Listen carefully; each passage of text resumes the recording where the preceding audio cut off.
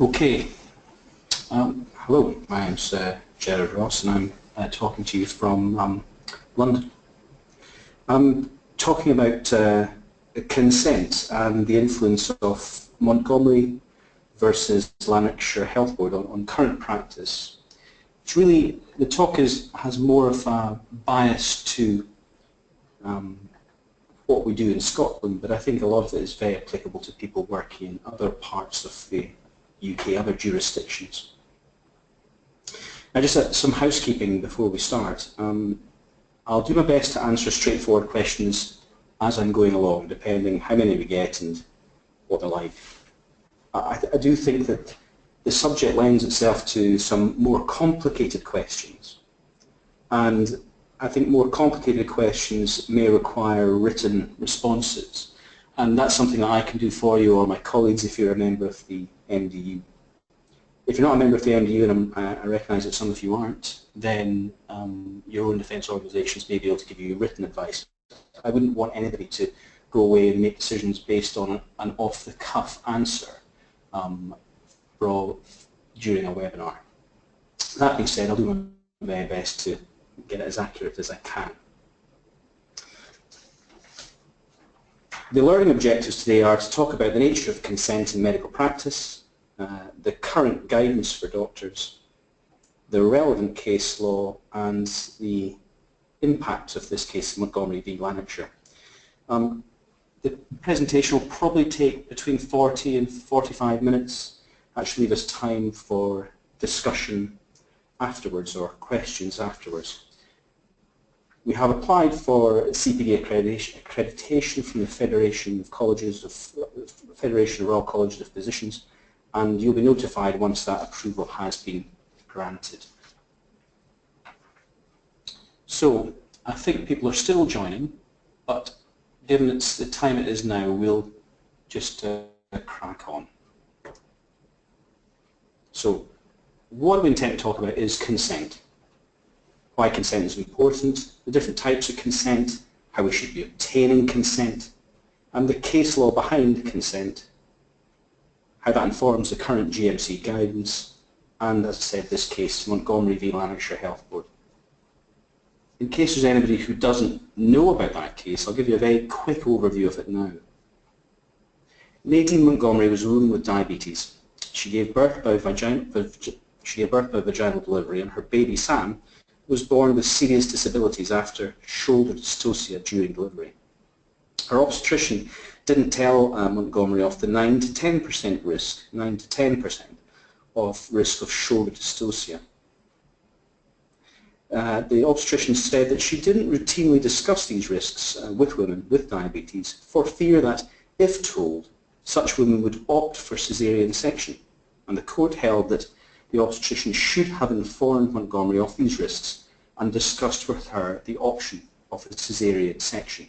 I'll go into the judgment and the case in more detail later on in the presentation.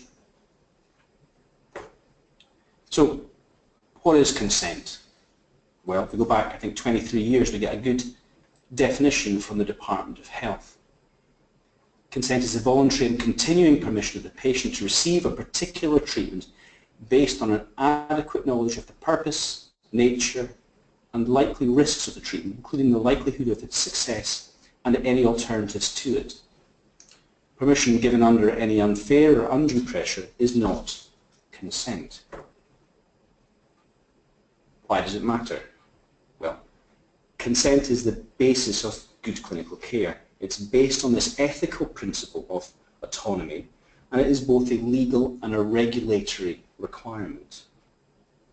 It's not a new thing, and it goes even further back than 1993. Medical autonomy was referred to in a judgment by Judge Cardozo in a case called Schlorendorf versus Society of New York Hospitals back in 1914. Judge Cardozo said that every human being of adult years and sound mind has a right to determine what shall be done with his own body. A surgeon who performs an operation without the patient's consent commits an assault. So, from the legal perspective, the only difference between a surgeon and a mugger with a knife is the consent of the patient. But consent is a complicated thing. There are other things that bear upon people's ability to give consent. One of the major things to consider is the issue of capacity. We've also got to consider how we deal with adults without capacity, as well as the issue of children and young people. Capacity is required in order to give consent. A patient has to be able to understand and retain information, weigh that information in the balance to reach a decision, and communicate their decision. Capacity is both time and decision specific. One might be able to decide what to have for breakfast, but yet might not be able to decide on whether or not you want to have somebody embolizing your cerebral AVM. Of course, no one can consent on behalf of an adult with capacity.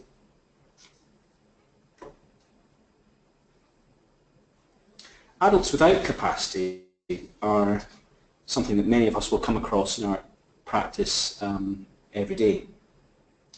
Adults without capacity are protected in statute both in Scotland and indeed in England and Wales. The Adult with Incapacity Act, Scotland 2000, aims to protect patients who lack capacity to make particular decisions, but also to support their involvement in making decisions about their own lives as far as they're able to do so. And it applies to all people aged over 16 who lack capacity to make some or all decisions for themselves. In England and Wales, the Mental Capacity Act 2005 is very similar, but has a broader scope and it covers things that the Scottish statute doesn't cover, things like advance directive.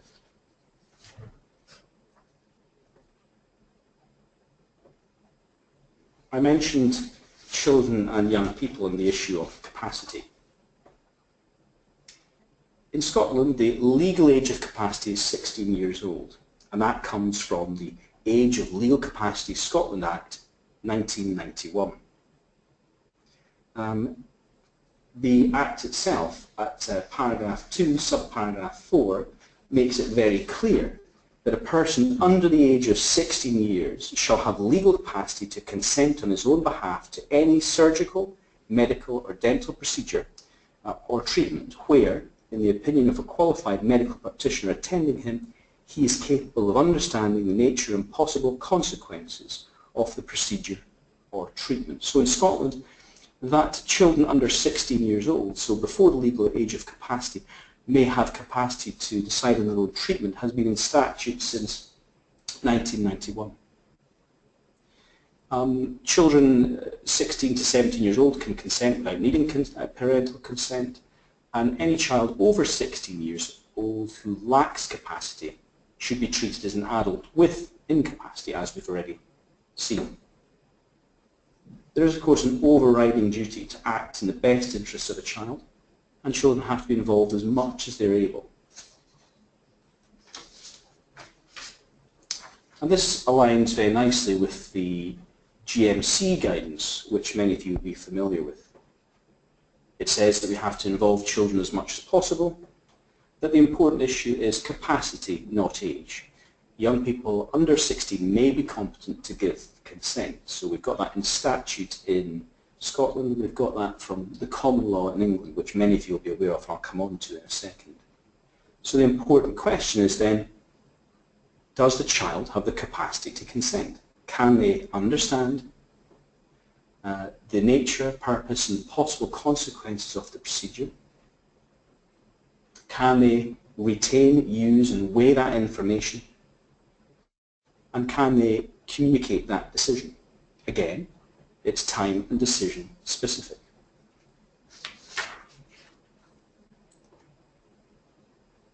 In England, the position is slightly different, or at least how the courts have reached the decision is slightly different in that it came through the common law, so judge-made law rather than through statute. This is the the famous cases of Gillick and the idea of Gillick competence and the Fraser guidelines which came from these cases.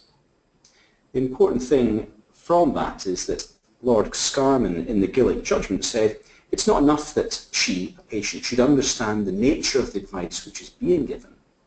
She must also have sufficient maturity to understand what is involved. So it's a description of capacity there, maturity and ability to understand. So its capacity is important, not the age. And this is what we refer to as Gillick competency.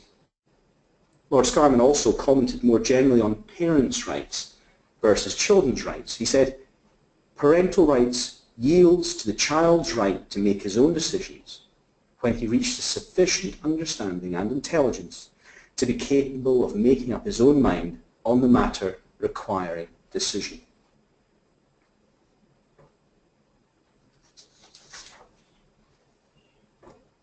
One of the more difficult areas is when treatment is refused. In Scottish law, parents can't authorise a treatment that a competent young person has refused. I've put after that this is the sort of situation in which you should seek legal advice. And in thinking about that, it's probably more than just legal advice. This is a situation in which, if you're faced with it, you should be discussing it with your peers, your colleagues, and if you're part of an MDT, that MDT as well. That's very important to decision-making in this situation. Historically, the courts have had a preference to protect life of young people when they make decisions that may threaten their life going forwards. But the position in Scotland is that parents can't authorise treatment that a competent young person has refused. It's a little bit more complex in England, Wales and indeed Northern Ireland, and in that situation I would again recommend that people seek assistance from their trust solicitors or their health board solicitors in Wales and Northern Ireland, and look for advice from their MDO as well.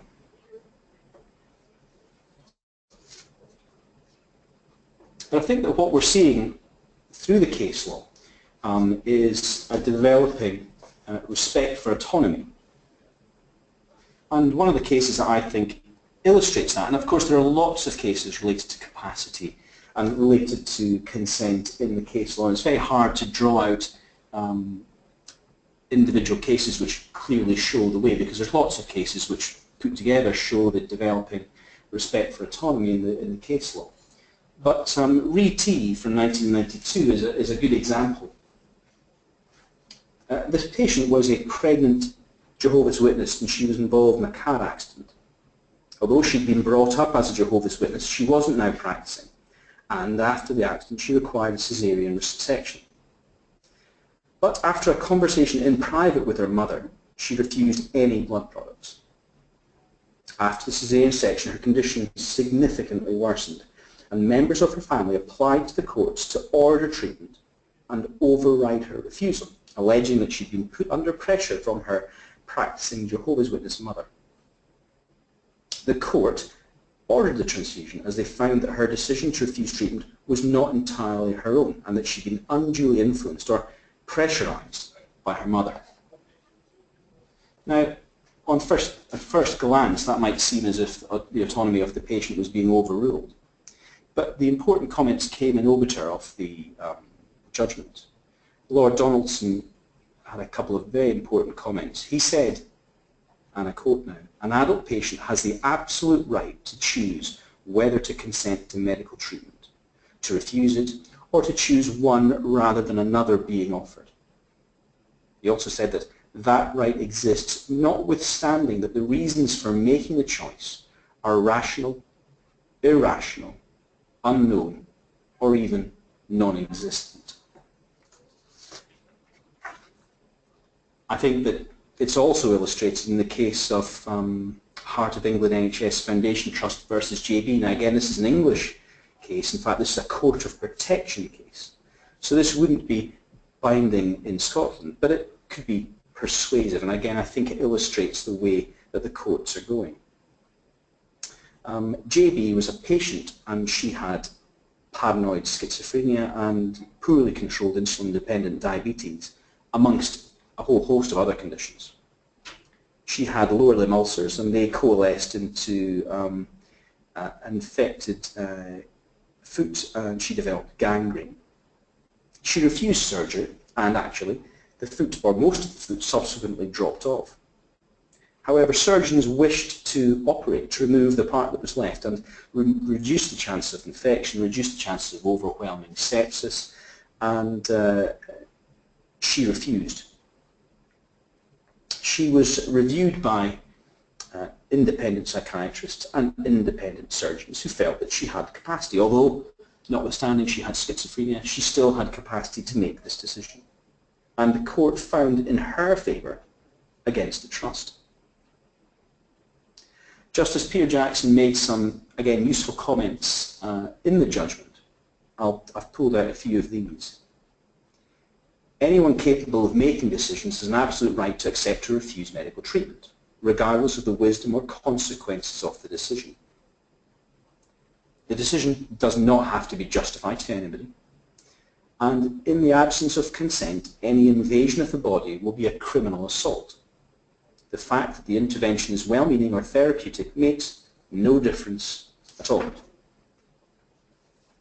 So I hope that's illustrated, I think, some of the foundational concepts in capacity, particularly the importance of capacity and autonomy. As we know, though, there are different types of consent that might be come across in medical practice day to day. There's implied consent and express consent. Implied consent is probably the most common form that we see from day to day in examination and blood tests. And express consent can be given either orally or in writing. There's actually rarely a legal requirement for written consent.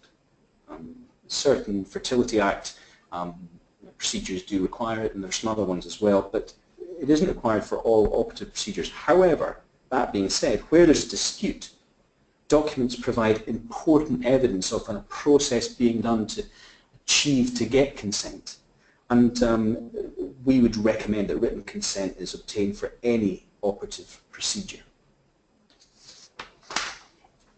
So, in obtaining consent, a patient can only give valid consent if they've received enough information to take the decision, they're competent, they have capacity to take a decision, and they're not acting under duress. Because, as we've seen from the case of Montgomery, there are consequences of inadequate consent. Civil litigation like Montgomery, or these procedures in negligence. Criminal proceedings, because without consent it could be construed that an intervention was an assault. And then, of course, the intervention of a regulatory body. The GMC would take an interest in a doctor who is not following their guidance on obtaining consent.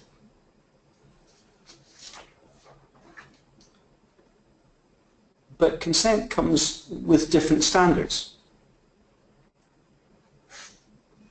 There's the reasonable doctor standard, and this can be described, I think, as the Bolam standard, or the complementary Hunter and Handley standard in Scotland. I'll quote the Bolam one, though. A doctor who's acted in accordance with a practice accepted at the time as proper by a responsible body of medical opinion skilled in the particular form of treatment in question was not guilty of negligence merely because there was a body of competent professional opinion which might adopt a different technique. For some time, until Montgomery, the Bolam standard had been used in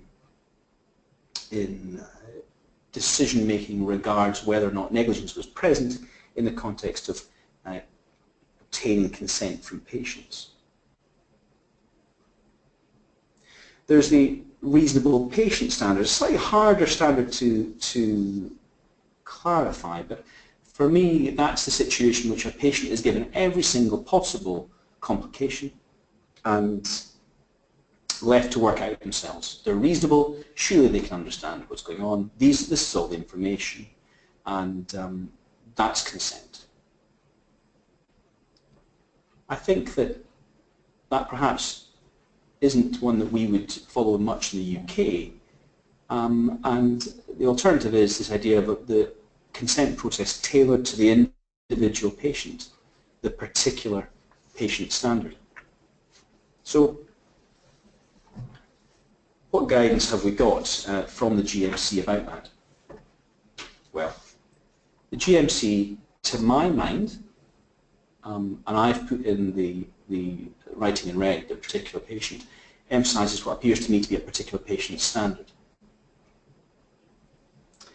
The amount of information about risk that you should share with patients will depend on the individual patient and what they want or need to know. Your discussions with patients should focus on their individual situation and the risk to them. And that comes from consent, patients and doctors making decisions together, which dates back to 2008. In the GMC guidance, there's an emphasis on partnership, an emphasis on providing information, and importantly, it places responsibility for ensuring that patients have the information they need squarely on the shoulders of the doctor. It also specifies what you must inform patients about, and I'm sorry for going through these here, but I think they are important. It says that you must give information about diagnosis and prognosis, about uncertainties about the diagnosis or prognosis, including the options for further investigations, options for treating or managing a condition, including the option not to treat, the purpose of any proposed investigation or treatment and what it will involve, the potential benefits, risks and burdens and the likelihood of success, and it should include information if available about whether the risks or benefits are affected by which organisation or doctor is chosen to provide care, whether a proposed investigation or treatment is part of a research programme, who will be involved in their care, their right to refuse to take part in teaching or research, their right to a second opinion, any bills they may have to pay, any conflicts of interest that you or your organisation may have, and any treatments that you believe have greater potential benefit for the patient than those that you or your organisation can offer.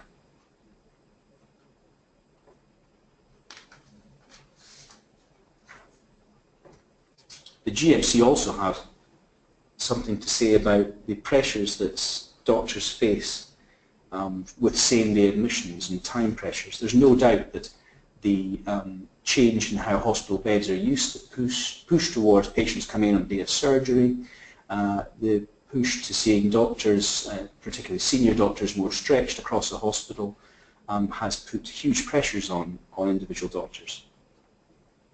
The GMC says in consent that it's sometimes difficult because of pressures on your time or the limited resources available to give patients as much information or support in making decisions as you or they would like. To help in this, you should consider the role that other members of the healthcare team might play and what other sources of information and support are available.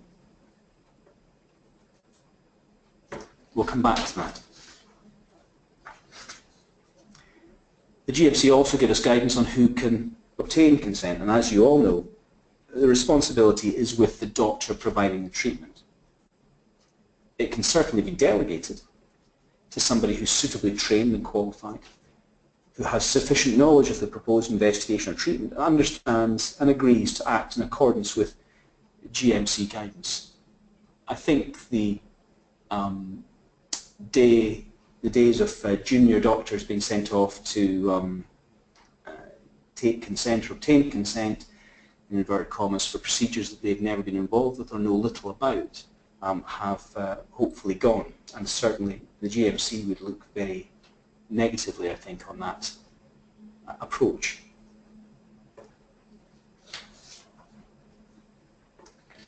So as we've said, competent adult patients have a right to refuse treatment.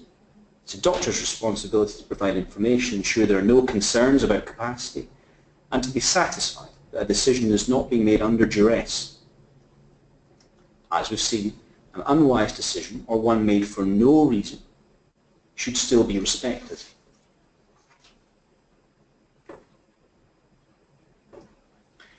Now we're going to come on to Montgomery v. Lanarkshire. There's a couple of questions already. I can see the questions. I will do my best to come back to them. I just want to try and get through things at the moment. I'll address one of them now. I think that there's a question here which says, how does this impact on negligence actions? I think that's a good question. I don't think it does actually significantly act upon or impact upon negligence actions. Montgomery doesn't change the fact that in order for consent failures to lead to damages, the claimant must be able to prove causation.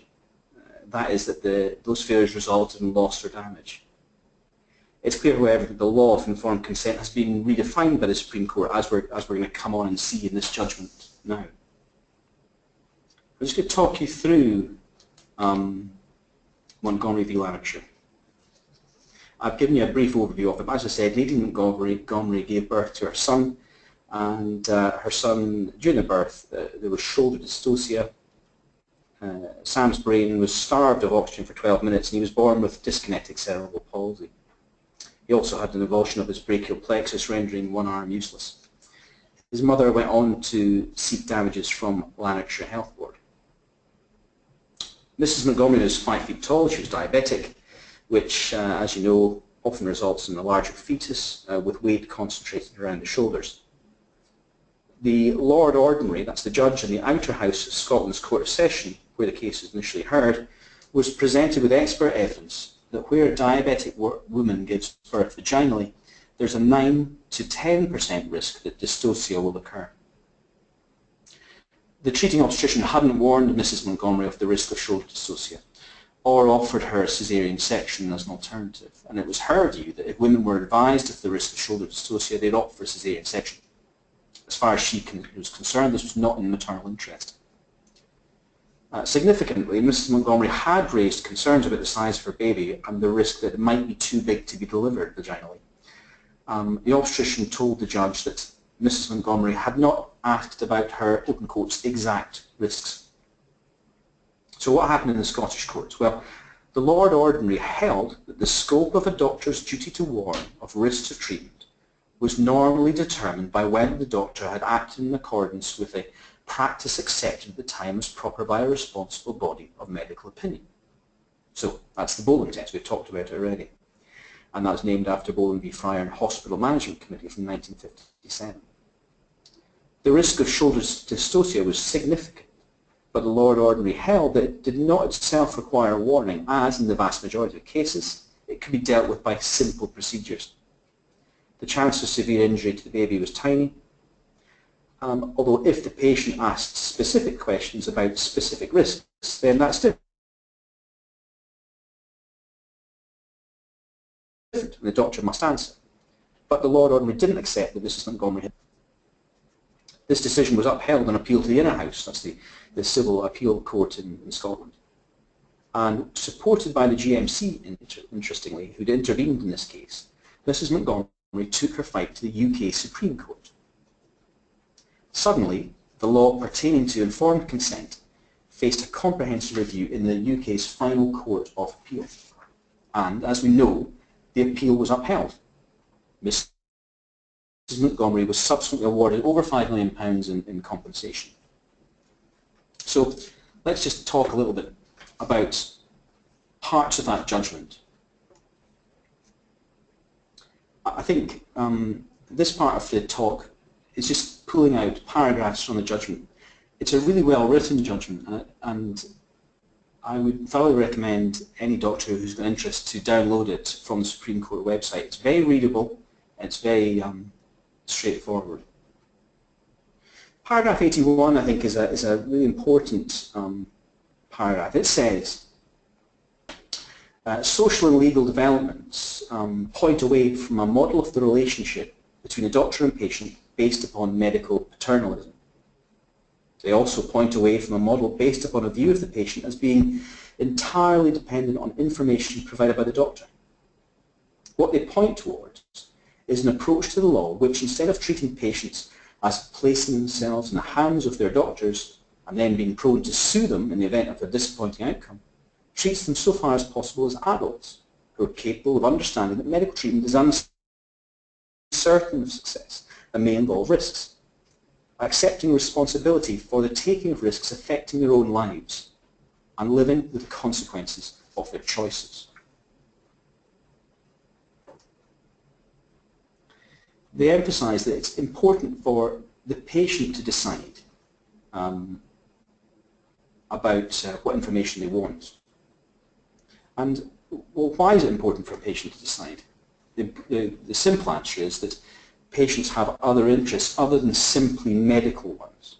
And the relative importance of other interests, to quote from paragraph 46, it will vary from one patient to another. The doctor can't form an objective medical view of these matters and is therefore not in a position to take the right decision merely as a matter of clinical judgment.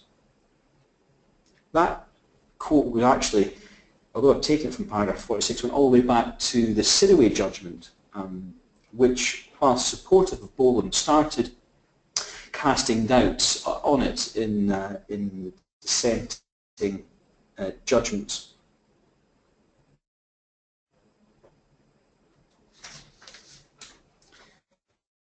I think another important development from this case is the idea of the materiality of risks. And it's not about percentage or significance to us as a professional. The relevance of a risk to a patient's decision does not depend solely upon its magnitude or medical assessment of its significance. It's about what's significant to them. So they introduced this legal test of materiality, which I think is another important thing to take away. It says that in the circumstances of the particular case, a reasonable person in the patient's position would be likely to attach significance to the risk, or the doctor is or should be reasonably be aware that the particular patient would be likely to attach significance to it. I think this is an example. If we think back to other case law, which I'm sure many of you are aware of, Rogers v. Whittaker. The case was an Australian case, and a patient was blind in one eye, or effectively blind in one eye, and she had an operation to address scarring around that eye to make it cosmetically look better, and possibly the surgeon thought at the time to improve the vision in that right eye. As a result of it, the vision didn't improve, but she developed symptomatic ophthalmia in the contralateral eye and lost her vision in that eye. Now, the chances of this happening were quoted as being 1 in 14,000. But the judge said that it wasn't appropriate to apply Boland to that, the fact that most people wouldn't have told her about this 1 in 14,000 risk, because for that patient, clearly, it was significant, and it's a material risk for her.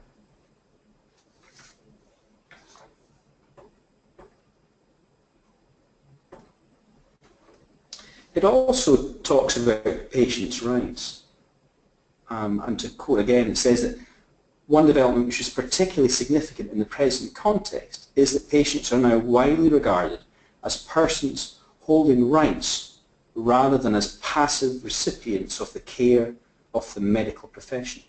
So there's a change in paradigm in the doctor-patient relationship, but one of which we're all aware, of course. A focus on self-determination reflecting societal and legal changes.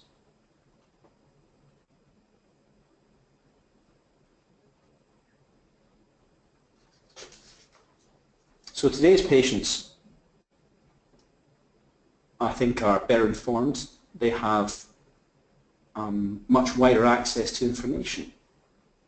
We shouldn't be running away from difficult conversations, because having these difficult conversations can protect you in the end, because as we've seen, the law is now starting to treat patients, treat them so far as possible as adults who are capable of understanding that medical treatment is uncertain of success and may involve risks of putting them in a position of having to accept responsibility for the taking of those risks, affecting their own lives and living in the consequences of their choices. But clearly they have to know about the risks before they can be said to have clearly made those decisions. There's still an expectation on doctors, and the expectation is that we're expected to be good at communication. A doctor's duty is not fulfilled, again this is a quote from the judgment, not fulfilled by bombarding the patient with technical information which she cannot reasonably be expected to grasp, let alone by routinely demanding her signature on a consent form. So we're expected to be good at communication. The judges also addressed what I referred to earlier as the time problem, the pressures were under that paragraph 23 from consent. They, in the judgment, don't feel that the time element is a good enough excuse for what they might perceive as poor practice. And at paragraph 93 they lay this out explicitly and they say, it is nevertheless necessary to impose legal obligations so that even doctors who have less skill or inclination for communication or who are more hurried are obliged to pause and engage in a discussion which the law requires. Of course, there is the situation of therapeutic privilege. So therapeutic privilege, for those who aren't aware of it, is the situation in which one decides not to share information with a patient because of the risk of harming that patient by the disclosure. But again, the law lords were very clear about this. They said that therapeutic exception should not be abused. It should be a rare thing. It's not intended to subvert the principle by enabling the principle that the patient should make a decision, by enabling the doctor to prevent the patient from making an informed choice where she's liable to make a choice which the doctor considers to be contrary to her best interest. So there will be times when it's not appropriate to share information with the patient, but there will be really limited times.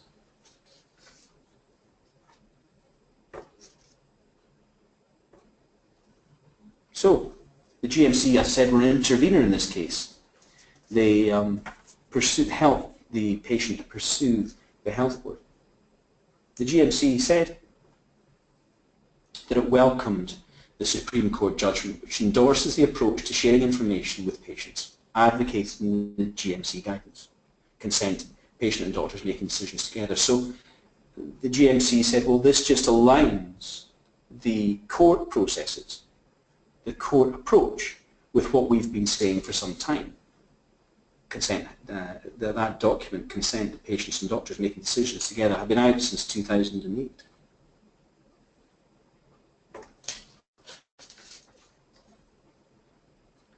I think what we're hoping in this presentation is that it will make people think about what they're doing, to look inwards and reflect on their own practice. Could you reasonably defend the consent process which you routinely undertake if you were challenged? How could the challenges of the consent process be made easier for you? What things could you draw upon to help you in doing it better, possibly? What other resources or individuals could make this process more robust for you and your patients?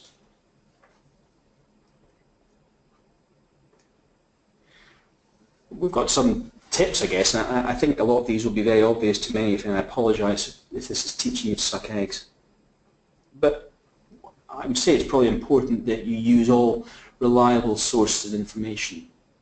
Signposting patients to useful websites that you're aware of and have been through. Signposting patients to expert patients. Signposting patients to literature that is accessible to them and that they can read.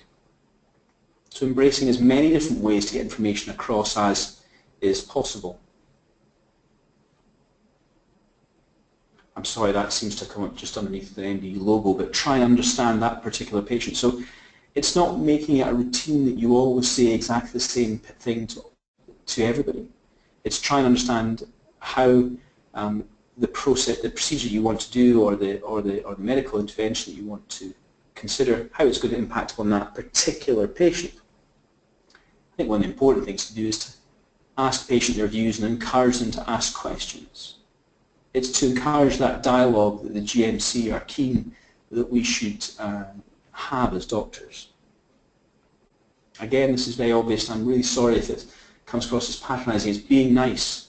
It's taking your time and speaking slowly. Obviously, coming to see a doctor in a hospital or in a GP practice about a worrying condition that has an equally worrying intervention or medical treatment, or the prognosis of which is not clear or they don't understand fully, which is encompassed by complicated language, is obviously very difficult for patients, as we all know. So it's important that we take our time and speak slowly using words that they can understand. I think it's important that you make it your standard practice.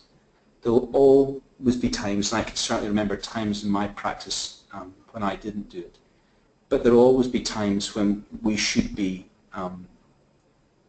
stopping and thinking about what we're doing and making it your standard practice to do it as close to this way as possible. And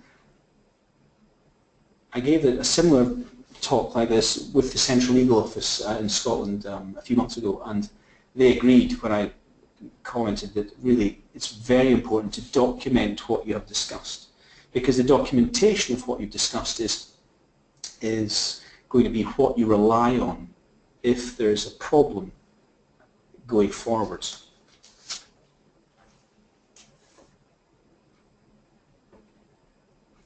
So, in summary, Montgomery v. Lanarkshire introduced the doctrine of informed patient consent for the first time in negligence law in the UK.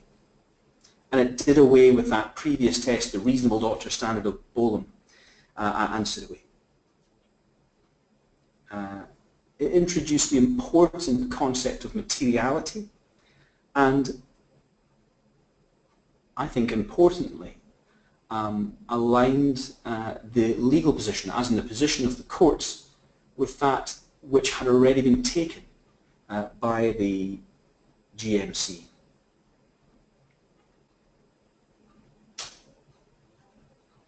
On the right-hand side of your screen, in case any of you haven't noticed it, there is a red arrow, and if you click on that, you will be able to type in questions. There are quite a few questions already.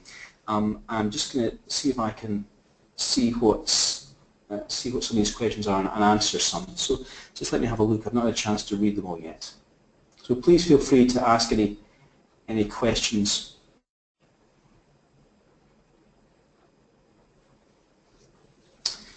That you have.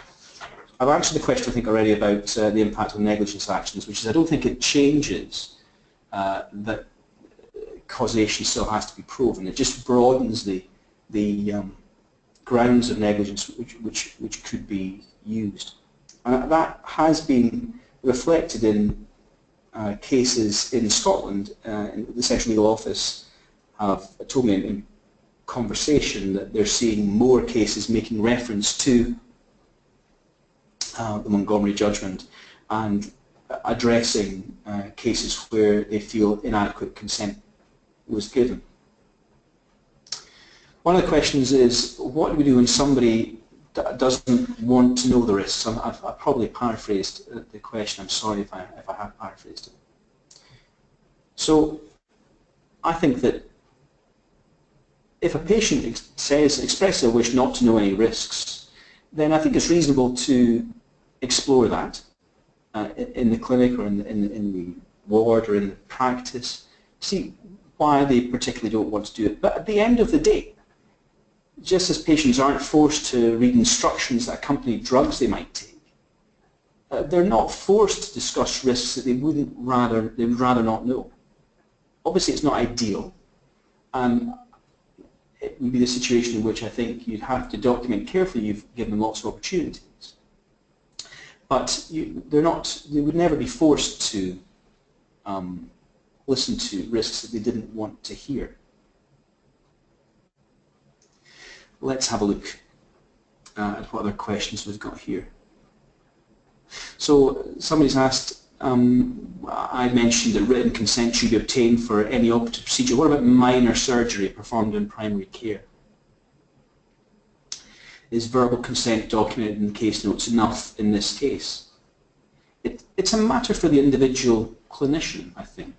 You have to be in a position to justify the decision making that you have followed in any individual case. And if you decide not to seek written consent, then should there be a problem, and there are multiple legal cases resulting from excisional moles,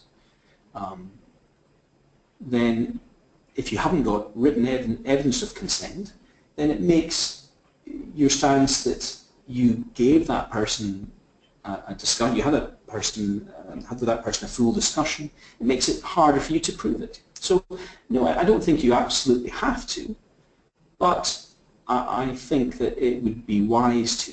So I think that's what I would be advising to anybody.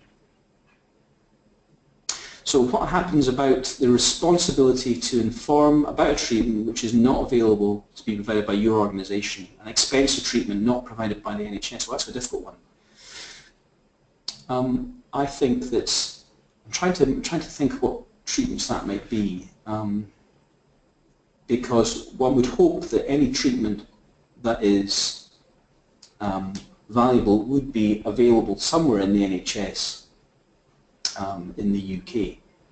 I think if somebody asks you about it, or if you think it's very relevant to their particular condition, I think that it's incumbent on you to tell them about it. I don't think it would be reasonable to withhold that information. Obviously, it depends on the acuity of the situation. It depends on the quality of the evidence associated with that individual treatment. And as we all know, patients sometimes come bearing information which we know is not accurate, or at least not well referenced or well researched. So there's a big discussion point to be had there. But I think that in answer to the question that's being asked, I think that it would be reasonable to let people know about it. I'm going to move on to different questions. So somebody's mentioned something about a cooling off period for routine surgery. Can I proceed with routine surgery such as cataract surgery within 1 hour or a few hours of obtaining consent, or do the patient need to have a cooling off period? I think that's a good question. I remember a very senior and a very good surgeon commenting specifically that he felt that getting consent on the day of surgery was a recipe for disaster. Of course, it was something that we were all getting involved, all having to do to some extent, because patients were being brought in on the day of surgery. I think it's not so much the existence of a cooling off period that's really relevant here. It's clarity around the discussion that has taken place in the run-up to an intervention or in the run-up to your cataract surgery. Has it been discussed fully? Has the patient had an opportunity to discuss things, or is that time in the hospital, that cooling off hour, is that the only time they've had to discuss it?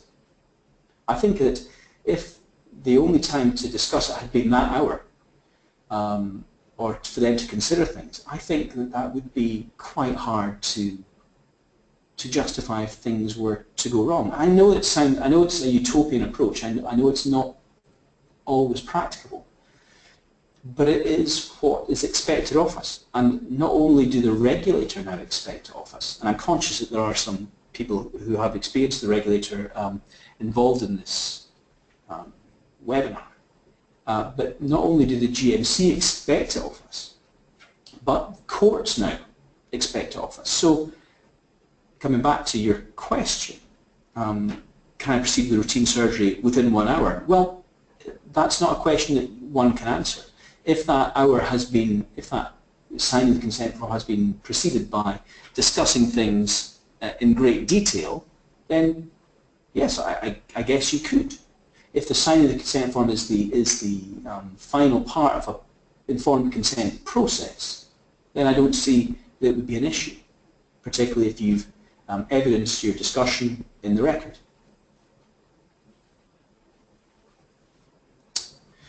So another question here.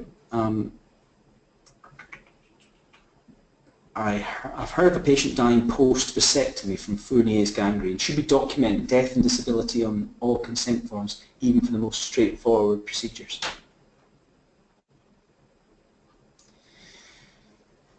Oh gosh, that's difficult. I mean, I think that if somebody were to ask you, could I die from this, it would be unreasonable of you to say no if it is a risk, albeit it's very rare and uncommon. I think that it would not necessarily be necessary to bring up something that would be horribly, a very unlikely thing to occur. And that's where this issue of when things become material, and it comes down to, and this has been discussed post Montgomery, Tasman versus Barts Health Trust, an English case again, but they've tried to, the subsequent judgments have tried to define what they mean by materiality again in terms of numbers. And I don't think you can really do that. I think that you'd be unlikely to be criticised for not discussing something which has such a tiny risk as you're describing there. But again, it would depend on what an expert said the likelihood of that was. It would depend on the individual patient, and again, it wouldn't come down to the numbers. So I don't think I can really answer that specifically for you. I'm sorry if that's less than ideal. I'm just going to move on. There's quite a lot of questions. I need to spin down. I've only seen the first few questions that have come through. Is there a recommended time from giving information to patients actually consenting? Well, I think we've kind of covered that. I don't think there is.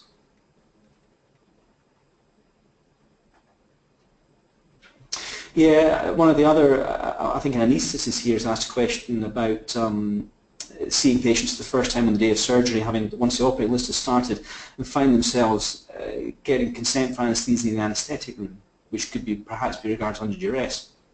Absolutely, I completely agree. I don't think perhaps, I think it could very well be regarded as being under duress, and I think that perhaps that isn't the right way forward. That's the sort of situation in which pre-op clinics might be reasonable. I don't know. I guess that might be a huge struggle. I think it's the sort of thing that should be discussed in a department. It should be discussed with the management of the hospital, with the management of the health board, and say that this is a risk that we're having. How do you want to run with this risk? Yeah, it's a good point.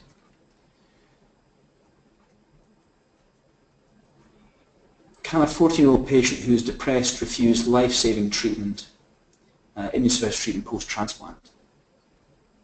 Well, I think we've defined that children or young people under 16 are in a position to give consent.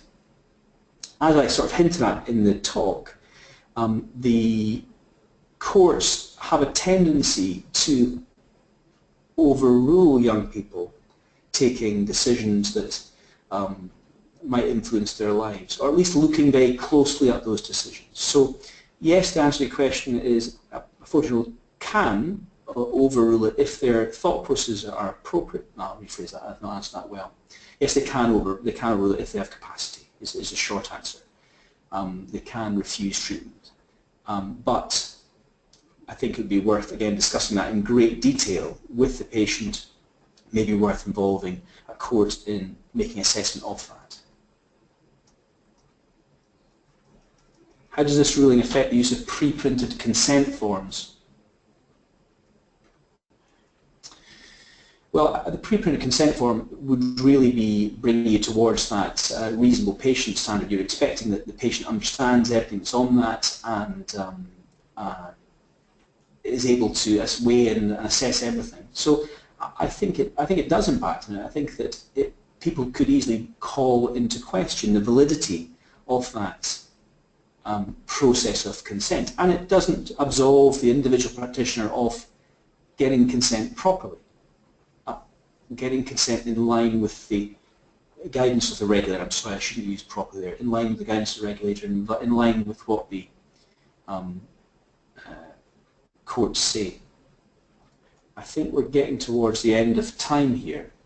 I'm getting nods from people in the room. So I think what we'll do is we'll maybe just wind it up here. I'm sorry if I haven't got to your questions.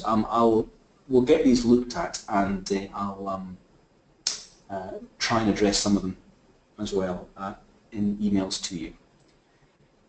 Thank you again for attending. As I said, the CPD will be sorted out and sent to you all, and thank you for putting up with me droning on.